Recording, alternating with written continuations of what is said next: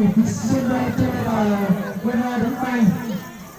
Ta luôn cho nó mặt ta luôn.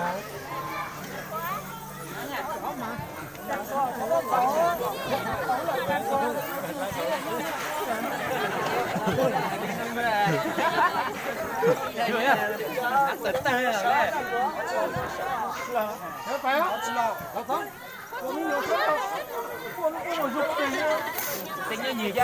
Tính như gì mà không chuyên không có hả? Mà mát đó, mà mát đó chưa? Dương đó tắm bây giờ tỏ nó đi. Giờ lúc tỏ ra tháng cơ chú quan trọng mà chú ta mà chủ cho tốt chủ sử dụng á. Sử dụng tăng cho chúng bao. Ôi trời ta lên. Ăn nuôi nó sữa sao? Là em là con nuôi nó sữa. Chiên coi cái này.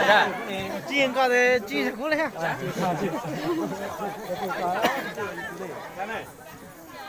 Hả? Lo chơi giúp làm hồi chớ.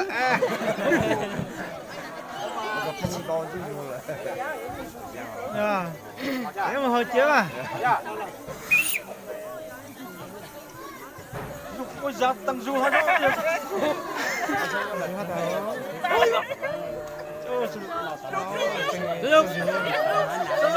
Cố lên.